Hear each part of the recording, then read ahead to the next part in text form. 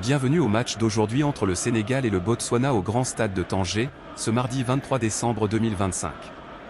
Cette confrontation inaugurale du groupe D pour la Coupe d'Afrique des Nations place les deux nations sous une pression immense dès le coup d'envoi. Le Sénégal cherche à affirmer sa suprématie continentale tandis que le Botswana tente de bousculer la hiérarchie dans une arène marocaine en ébullition. Les Lions de la Teranga débarquent avec un statut de grand favori, porté par une force offensive qui terrorise les défenses adverses.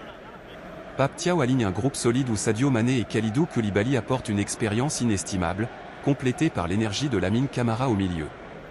Malgré le forfait de dernière minute d'Hassane Diao, l'effectif sénégalais dégage une sérénité impressionnante et domine ses récents engagements avec une facilité déconcertante. Le ballon roule pour le Sénégal et le Botswana au Grand Stade de Tanger, au Maroc, pour cette première journée du groupe D de la Coupe d'Afrique des Nations 2025.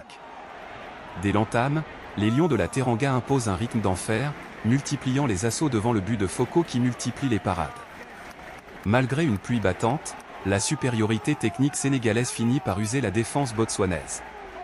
À la 40e minute, la faille est enfin trouvée, Ismail Jacob s'échappe sur l'aile gauche et adresse un centre chirurgical pour Nicolas Jackson, qui trompe le gardien d'une frappe sèche pour l'ouverture du score. Au retour des vestiaires, le scénario ne change pas. À la 52e minute, Kebato écope d'un carton jaune après une intervention musclée pour tenter de stopper les vagues vertes. Quelques instants plus tard, à la 58e minute, Ismaïla Sarr combine parfaitement avec Nicolas Jackson, l'attaquant de Chelsea élimine ses vis-à-vis d'un crochet dévastateur et s'offre un doublé. À la 65e minute, Koulibaly manque de peu d'alourdir la marque sur une remise de Mané, mais Foko s'interpose encore avec brio.